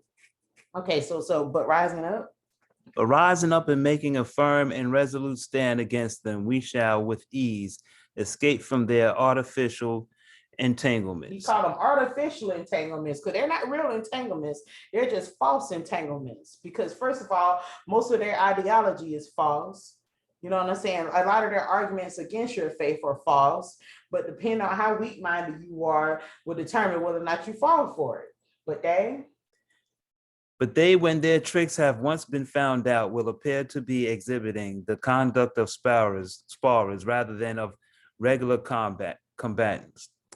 For they too, in their own opinion, get great credit by their style of beating the air. But when they come to a real contest, they meet with no moderate disgrace. And if anyone is adorned as to his soul with all imaginable virtues, and yet has paid no attention to the art of speaking and arguing, if he only preserves silence, he will obtain safety, a prize won without danger. But if he comes forth like Abel into a contest with sophists, he will be thrown down before he has obtained a firm footing. And that's what a lot of people do. Like, as soon as they are convinced they are Hebrew, they take whatever few little scripts they know and jump out there into debating. And before they even get a firm footing within their own faith, they're being convinced otherwise, or being pulled to and fro with every wind of doctrine that comes out. Like the newest thing I hear, people are getting into the Sumerian text and the Anunnaki belief system, and starting to branch out into the multiple gods thing. I'm like, oh my gosh. See, if you hadn't read the whole Bible, you would have known that that's what our ancestors did. You know what I'm saying? You're falling into the same thing that Solomon fell into when all his wives were all their different gods. It's just like, you didn't take time to read for yourself, so you just listened to everybody, and now you're trying to mix a bunch of crazy stuff together. Okay. For as in medical science. For as in medical science, some practitioners who know how to cure almost every complaint and disease and infirmity can nevertheless give no true or even probable account of any one of them. And on the other hand, others are very clever as far as giving an account of the diseases of the diseases goes, and in explaining their symptoms and causes and the modes of cure, and are the most excellent interpreters possible of the principles of which their art is made up, but are utterly useless in the matter of attending the bodies of the sick to the cure of which they are not able to contribute even the slightest assistance. So this is why in so many words it's trying to say there are some people out there who are like Dr. Sebi, who cannot get into molecular biology talk with you of the different steps of the pathophysiology of the disease process, but he could give you pretty much very simple remedies for them though. And he said he didn't even know how to read. He didn't learn how to read in school. But he said that all diseases came from mucus. And if you stay away from stuff that causes mucus in your body, you won't get sick. That sounds overly simple, right? But this man was somehow was able to cure people of AIDS and cancer and all kind of stuff. Because although he was not good at explaining diseases, he knew how to treat them. But then he said, whereas there are some people, they could explain disease down to the most very quantum level of science. That's how white medicine is. You go to school and there's all these huge textbooks with all these chapters of you got the molecules, you got the organ systems, you got the cellular level, you got the molecular level, and then you got all these pharmaceutical remedies that they come with that never cures everything. Like completely useless. They spend their whole life studying and explaining this stuff and to make all of these research papers, but they still can't even cure. And I mean cure. What has white medicine ever cured? I mean, it's talking about cure. Is there a cure for high blood pressure, diabetes, cancer, viruses of COVID, AIDS?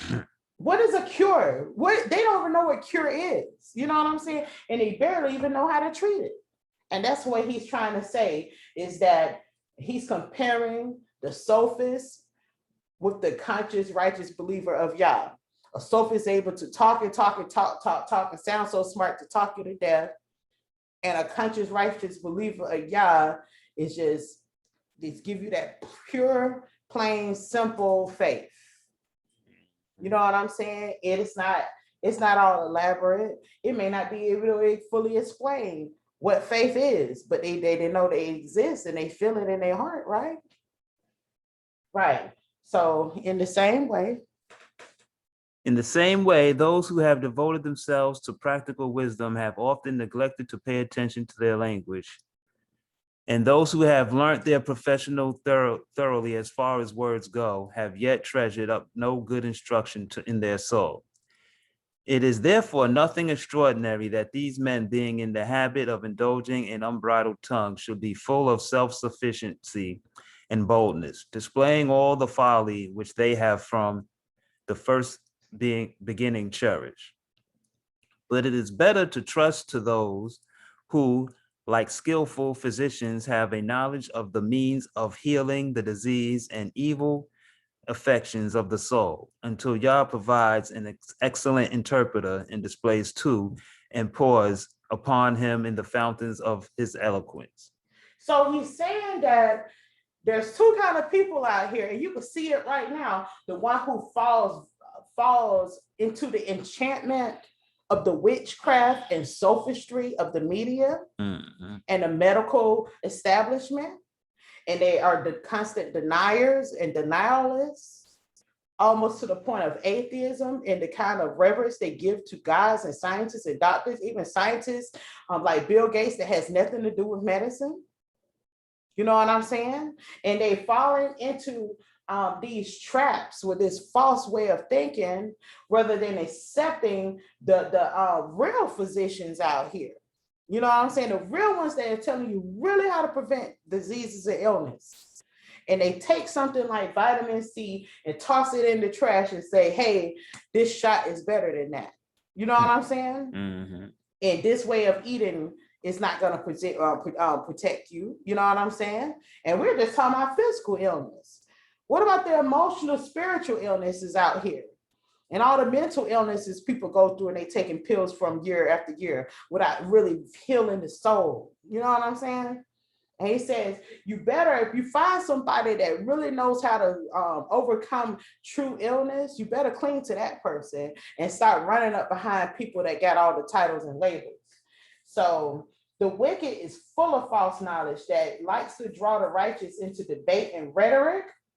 And the most righteous are not always necessarily eloquent with words, but wisdom forms an impression upon their soul, which brings true virtue and treasure.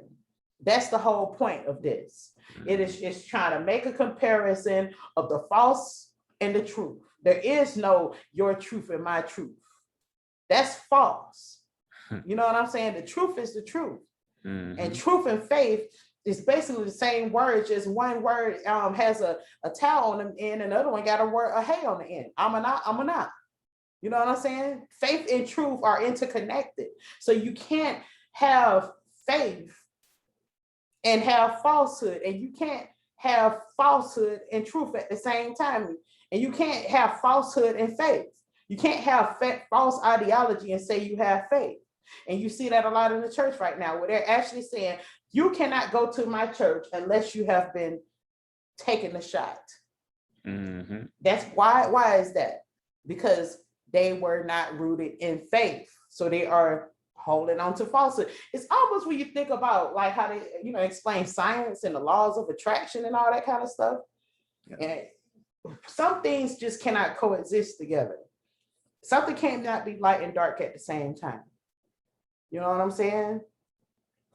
So we're gonna read Matthew chapter 6. We're gonna get into more simple stuff.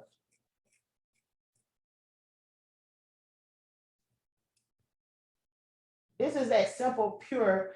You can know that you can try to analyze the science of the Most High and get all into quantum mechanics and dark matter and dark energy and all types of rabbit hole topics. But at the end of the day, you can learn whatever you think you want to learn about the Most High. But if you have faith, you don't have nothing. You know what I'm saying? It's like going to battle with no weapon.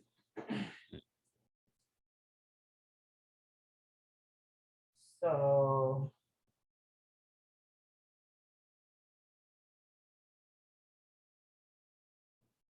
okay, we're gonna read this, Malachi. You read verse 1 through 4. Come close to the computer. Take heed that ye not your aims before men, and to not be seen of them, otherwise ye have no reward of your Father which is in heaven. Speak your words clearly and slow down. Okay, verse 2. Therefore, when you do your aims, do not do not sound the shofar before you as the hypocrites do in the synagogues in the streets, that they may have glory of men. Amen. I say unto you, they have their reward. But when you do alms, let not your left hand know what your right hand does. Let your alms be in secret, and your Father which sees in secret himself shall reward you openly. Okay, so you see my little note there that I wrote a long time ago. It says, making grand announcements about your worship practices, tithe, and fasting. When you do things for the Most High, do them in secret. You know what I'm saying? Because, it takes faith to know that you're going to get a treasure from something without having announced it. You know what I'm saying? Because it takes a lot of faith to know that there's an invisible force watching you at all times. So you go verse 5 through 10, verse 5 through 9. Okay.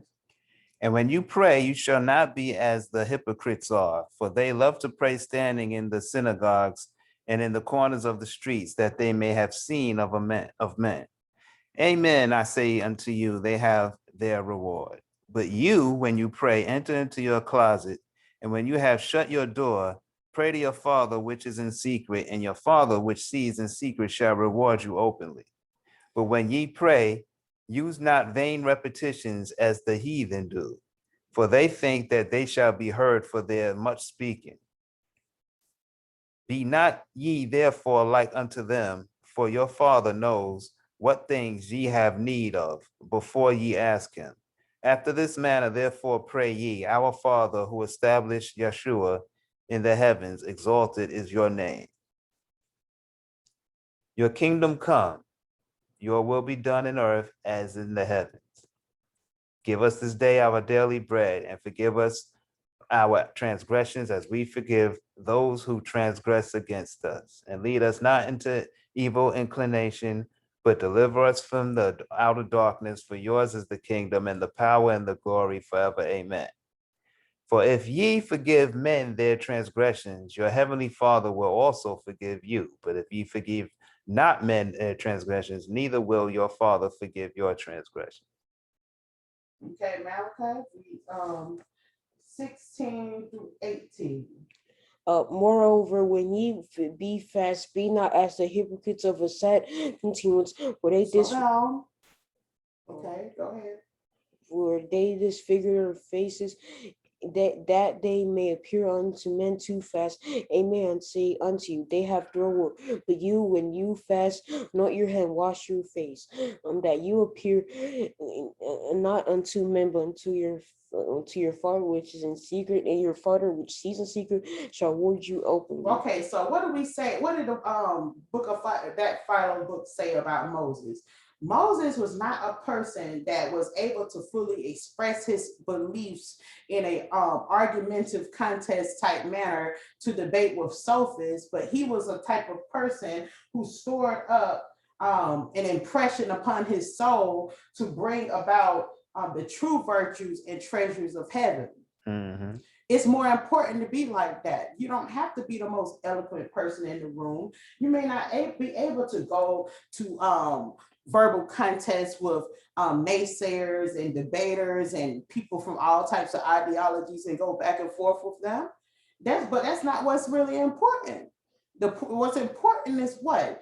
Building up your soul, your nefesh, your spiritual house, okay? And being a firm, solid person, okay? And that's the reason why it says in verse 19, lay not up for yourselves treasures on earth, where moth and rust do corrupt, where thieves break through and steal. Okay, a lot of people are making some very bad decisions right now because they have put all of their hope in their ability to provide the things that they need on this earth through their financial means. And that's the reason why any type of threat to take away what they have causes them to cave and make bad decisions with people who are trying to kill them. Right? Mm-hmm. But it says in verse 20, but lay up for yourselves treasures in heaven, where moth and rust where neither moth nor rust do corrupt, and where thieves do not break through or steal. I don't care if you take somebody of faith and throw them in a prison camp somewhere. One thing you can't do is take what is within them. Okay? Mm-hmm. And one thing you can't do is take one of these soulless heathens in any of these mansions around this world and put a soul in it. So both things cannot be done. Okay? You could take this big empty vessel in this big empty house, and they just gonna have a big empty life. Okay? Mm-hmm. And you could take a man who's living in a tent in Tibet somewhere, or living off, you know what I'm saying, just have almost no earthly possessions is what I'm trying to say. I ain't say Tibet, let's just say a Bedouin out in the outskirts of Egypt or the Middle East somewhere. Somebody who's barely living off of the land. And that person will have more peace within themselves than somebody who's living in a 14-bed mansion. Yeah. You know what I'm saying? And so for where your treasure is, there will your heart be also. Okay? So if your treasure is on this earth, then your soul gonna be stuck on earthly things. And if your treasure is in heaven, your soul will always ascend above what's going on around you. Okay, why? Because the light of the body is the eye. Okay, therefore, if your eye be single, your whole body shall be full of light. Okay, what is meant by that is that the way your vision, okay, if your vision is focused on the single solitary source of truth, your whole body would be full of life.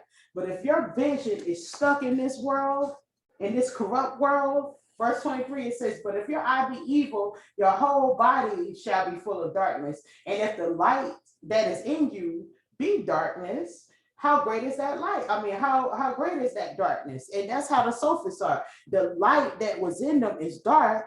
So they are not concerned with truth. They just concerned with manipulating people to give them what they want. Mm-hmm. They may seem successful, but they're wicked. And it says, no man can serve two above all, for either he will hate the one and love the other, or else he will hold on to the one and despise the other. Okay? This is what's going on right now.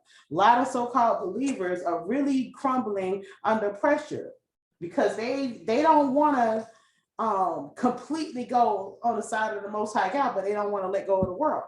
You know what I'm saying? They try to hold on to two opinions, right?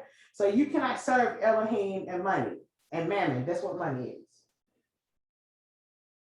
So read 25 to 30, Travis. Therefore I say unto you, take no thought for your life, what ye shall eat or what ye shall drink, nor yet for your body, what ye shall put on. Is not the life more than food, and the body than raiment? Behold the fowls of the air, for they sow not, neither do they reap. Read. Oh, reap. Neither do they reap, nor gather into barns, yet your heavenly Father feeds them. Are ye not much better than they? And then, like, how many years and years and years, even in Christianity, do everybody knows Matthew chapter 6? It's like one of the most fundamental chapters in the Bible when it comes to faith. But like nobody want to live, very few people want to live this way right now. He says, even that I feed the fowls of the air, and I feed the animals. You are not supposed to be worried about what you're going to eat and what you're going to drink. Okay, because if I do this for the animals, certainly I'll do it for you. Mm-hmm. But nobody wants to think like that. Everybody's trying to figure out how to conform to do for themselves rather than count on the Most High to do it for them. You know what I'm saying? It's such a sad way and a sad state of affairs that we're in. So it says, verse 27. Which of you by taking thought can add 1 cubit unto his stature? And why take ye thought of raiment for raiment? Consider the lilies of the field and how they grow. They toil not, neither do they spin. And yet I say unto you that even Shalom in all his glory was not arrayed like one of these. Wherefore, if Elohim so clothe the grass of the field, which today is, and tomorrow is cast into the oven, shall he not much more clothe you, O ye of little faith? So this is Messiah talking. This is, as the Christians call him, sweet Jesus talking. He's talking about faith. He said, okay, you can be as deep as you want to be. He said, I'm not even going to hate on you for that. But if you ain't got faith, you have nothing.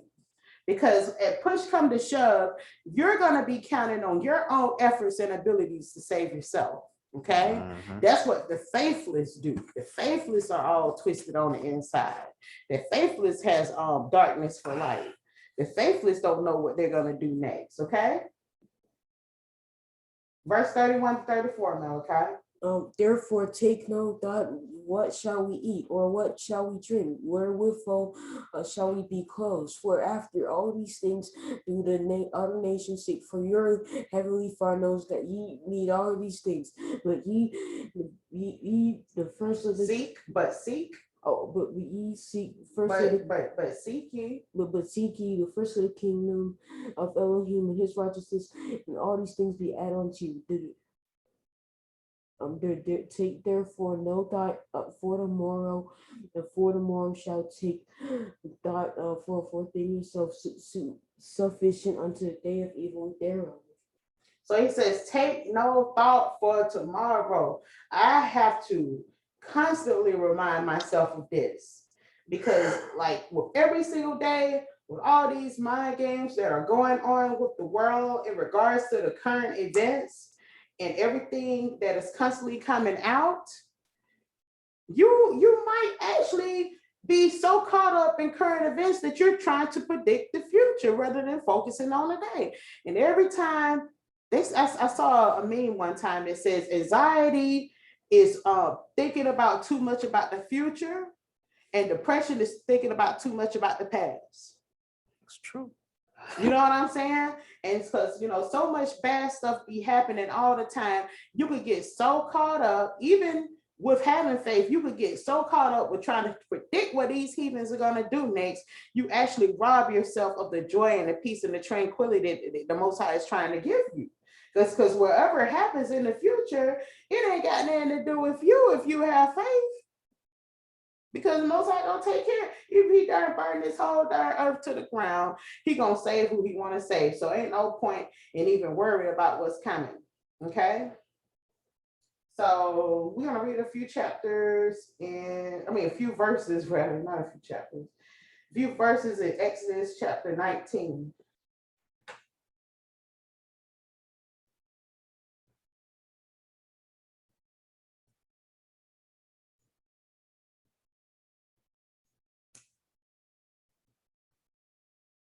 We're going to read verse 1 through 6.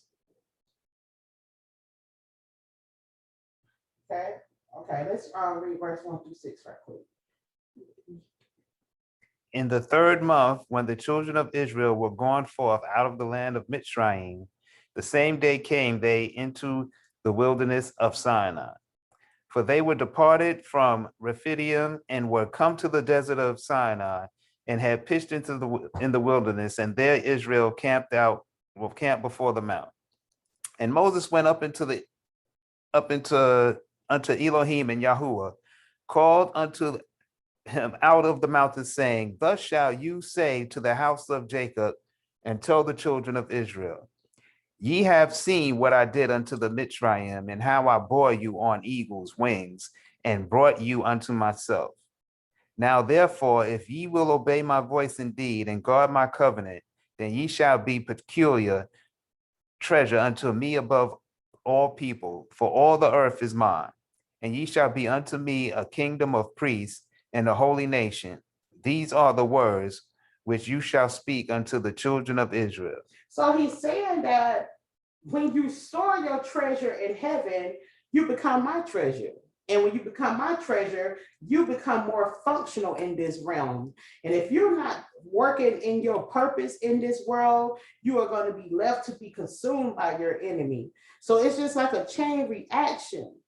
Having faith opens the treasure of heaven where the Most High could use you. And if you're useless to the Most High, of course, you're going to be always subjected to the whims of the heathens. You know what I'm saying? Because he ain't got nothing left for you but to cast you to the side. So that's all I want to bring that up for. We're going to go to follow chapter section 23 of what we're going to skip ahead from what we was reading up to 23 of the wicked plotting against the just. This is 21. 22. 23. So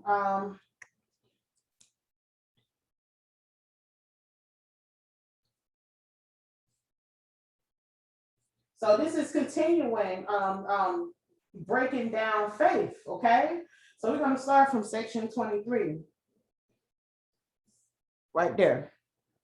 Therefore, the faculty which is common to us with the irrational animals has blood for its essence, and it having flowed from the rational fountain is spirit, not air in motion, but rather a certain representation and character of the drive faculty, which Moses calls by its proper name and image, showing by his language that Yah is the archetypal pattern of rational nature, and that man is the imitation of him, and the image formed after his model, not meaning by man that animal of a double nature, but the most excellent species of the soul, which is called mind and reason. So he's saying that when you have faith, Only when you have faith and you are actually receiving the divine faculties of the Most High, okay? That when you're not just only flesh that is only alive through just blood, but you are having for your blood essence that is flowing from the fountain of the Spirit. When you're one of those people that what keeps you alive is the spirit realm, that's when you're in the image of God, right? And only when you are made in his image and after his pattern and nature will you be able to have the mind and the reason that it takes to become a useful vessel in this world. It's a chain. That's why faith is a chain reaction. You can only have the word of the Spirit flowing in you when you have faith. And that's the only way you made in his own image. And you know, it's so funny. They have like these little so-called conscious movements that talk about the black man is God and the black woman is God, but then yet there are atheists. Like, no, you're not made in his image. The only way the black man can be God is if he is in the image of his father, God, quote unquote. Okay. And if you can't be in the image of so-called quote unquote God if you don't have faith. And that's the reason why all these movements dry up and turn into wickedness and confusion. And Dr. Politis is locked up right now for raping a 14-year-old girl. Oh, you know what I'm saying? Because he has no light in him. And not just picking on the conscious community. Even Hebrews get caught up in all these types of scandals as well. I don't even want to talk about it. I just found out some stuff about some people that is out there right now. And it's just like, wow, why it seems like the most wicked people in this whole movement become so popular so fast and so quick? Maybe the Most High just want to, you know what I'm saying, put them out there so they could be exposed before the world.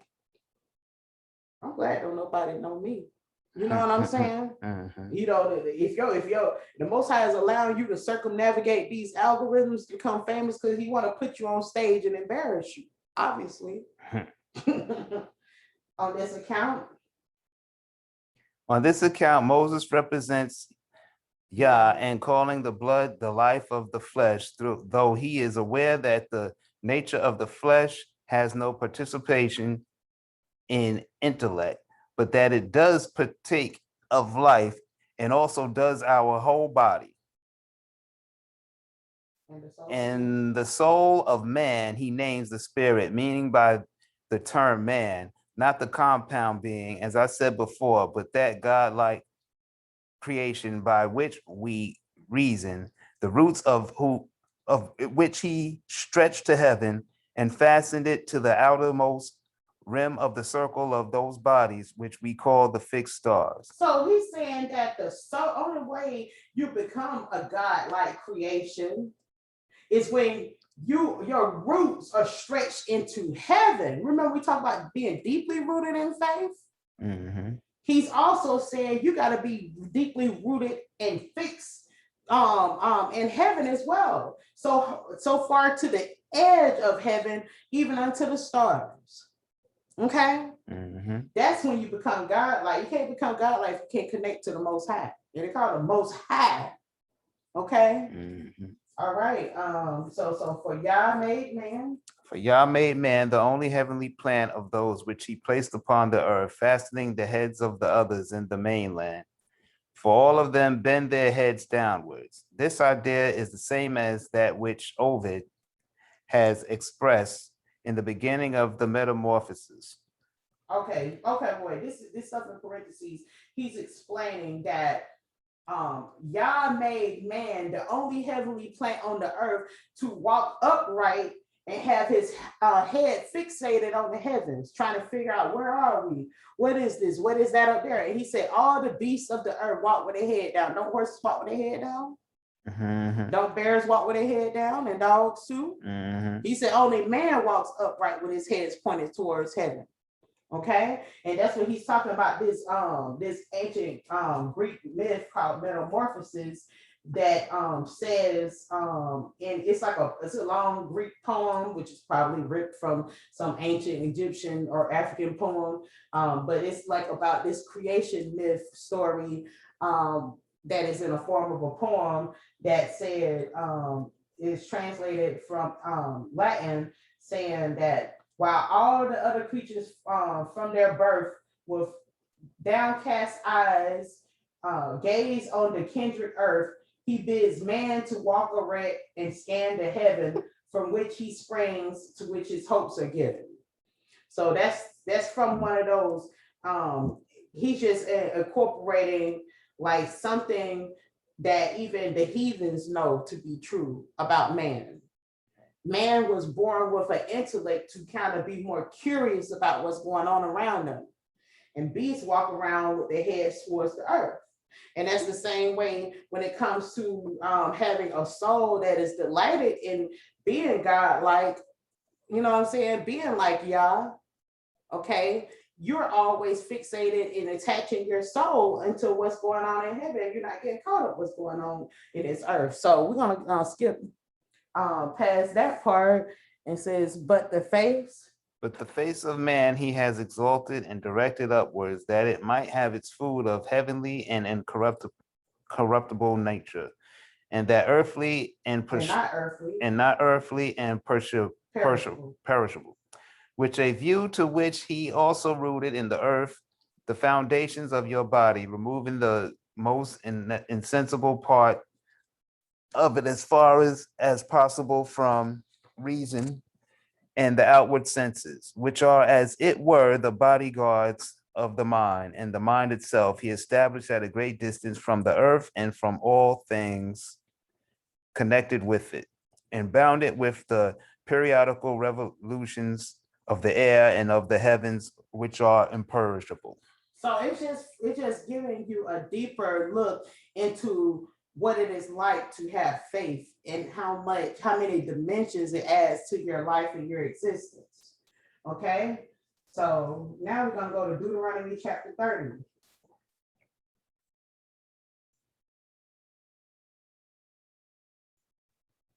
Fairly not too long of a chapter. Okay, you read 1 through 5, Malachi. And it shall come to pass when all these things come upon you, the blessing and the curse, which I have set before you, and you shall call them to mind among all the nations where Yahuwah has driven you. And shall turn unto Yahuwah and shall obey his voice to all that command you in this day, and your children with all your heart and with all your soul. That then Yahuwah will turn to your captivity and have compassion upon you, and will return and gather from the nations whither Yahuwah scattered you. So he's saying that when you have faith, okay, he will come and turn your captivity. It's just that simple. It's impossible to be ensnared by Satan when you are fixated in obeying his voice. You cannot obey his voice unless you hear his voice. You cannot hear his voice unless you have faith. Okay? That's when he's going to deliver you. That's when you're going to be delivered. And the biggest snare that the enemy has on us right now is not so much a financial snare. Isn't it a mental snare? Mm-hmm. Because I don't know about anybody else, but most of the Black people that I know have a pretty decent life. I mean, they're not walking the streets begging for bread. I mean, they may not be like the riches of the heathens walking the world, but they have a pretty comfortable life that is pretty comparable to any other people group around them. But their minds are corrupt. Okay. Their minds are corrupt. Their souls are ensnared. They vex with all kind of irritations and agitations and depressions. And they're very deceived and brainwashed. So I ain't saying that most Black people got themselves together. I'm not saying that. A lot of our people are still in poverty, but even the ones who aren't in poverty are still emotionally ensnared. Okay? So that's what's in common across the board with our people. Is the spiritual vexation of the Ruach. That's the first deliverance you need. Verse 4. Oh, if any of yours be driven off the outmost parts of heaven, from thence will Yahuwah gather you, from the thence will he fetch you. And And Yahuwah Eloheka will bring you into the land which your fathers possessed, and shall you possess it, and he will do you good and multiply you from your fathers. Verse 6. And Yahuwah Eloheka will circumcise your heart and the heart of your seed to love Yahuwah Eloheka with all your heart and with all your soul, that you may live. And Yahuwah Eloheka will put all these curses upon your enemies and on them that hate you, which persecuted you. And you shall return and obey the voice of Yahuwah and do all his commandments which I command you this day. And Yahuwah Eloheka will make you plenteous in every work of your hand, in the fruit of your body, and in the fruit of your cattle, and in the fruit of your land for good. For Yahuwah will again rejoice over you for good, as he rejoiced over your fathers. If you shall hearken unto the voice of Yahuwah Eloheka to guard his commandments and his statutes, which are written in this Sefer of the Torah, and if you turn unto Yahuwah Eloheka with all your heart and with all your soul, for this commandment which I command you this day, it is not hidden from you, neither is it far off. It is not in heaven, that you should say, who shall go up for us to heaven and bring it unto us, that we may hear it and do it. Neither is it beyond the sea, that you should say, who shall go over the sea for us and bring it unto us, that we may hear it and do it. But the word is very high unto you, in your mouth and in your heart, that you may do it. The tree of life is in your mouth and in your heart. You know what I'm saying? You have the ability to speak life into yourself, into your soul, when you are deeply rooted in faith. That's all I'm trying to say. There is so much that you as an individual have power over in your life when you are connected to your source, which is through faith. With faith, you can't get nothing done out here. And people are going to see that very soon, because whereas in the American dream, it's due to your own works, it was which contributed to your success and your own effort and your own opportunities. And it's created the land of opportunity, or the land of opportunists. But in this new world, where all opportunities are all dried up, it's going to take faith to make it through. And if you don't have faith, you're going to lose your mind. Okay? You're gonna lose your ever-living mind. When you look up at everything you do, even when you try to comply, it don't work. Okay? Verse 15. See, I have set before you this day life and good, and death and evil. And that I command you this day to love Yahuwah Eloheka, to walk in his ways, and to guard his commandments and his statutes and his judgments, that you may live and multiply. And Yahuwah Eloheka shall bless you in the land whither you go to possess it. But if your heart turn away, so that you will not hear, but shall be drawn away and worship other Elohim and serve them, I denounce unto you this day that ye shall surely perish, and that ye shall not prolong your days upon the land, whither you pass over the Jordan to go to possess it. I call the heathens and the earth to record this. The heavens. I call the heavens and the earth to record this day against you, that I have set before you life and death, blessing and cursing. Therefore choose life, that both you and your seed may live. So he said, I set before you this day life, which is faith, or death, which is like being like the magicians and the sorcerers and the, you know what I'm saying, and the sophists and the false teachers and the wickedness that is in the world. When you have the just live by faith, right? Mm-hmm. And the man who is wicked is uplifted within himself falsely. And he's trying to tell you, it's pretty simple at this point. It don't matter if you know the science behind it. It don't matter if you know the history behind it. But just pure, unfiltered faith is enough to be blessed. And if you want to be like everybody else, you're just going to be cursed. There's only two categories at this point, the blessed and the cursed. There's not the ones that's doing all right and getting by. Therefore, what? Choose life, that you and your seed may live. And read verse 20, Malachi. That you may love Yahuwah, that you may obey his voice, and that you may cleave unto him, for he is your life in the length of your days, that you may dwell in the land which Yahuwah swore unto your futures, Fathers. fathers, to Abraham, Yishak, and to Yaakov, to give them. And that's going to conclude our lesson today, because we're going to go to the next part. There's so much more we're going to dig into next week, that if we continue now, this lesson will be 5 hours long. I don't think I don't think nobody's up for it at this point but me. So anyway, I pray that this word resides in you, that is a blessing to you, and that you receive it in pureness of faith, and that you like examine yourself daily, examine your heart daily, and pick out any impurities in your heart that is preventing you to drink from the pure waters of the Most High God. And this is Yahudia with my husband Travis, my son Malachi, and we are wishing you a Shabbat Shalom and blessings, everyone. Shabbat Shabbat Shalom. Shalom. Shabbat shalom.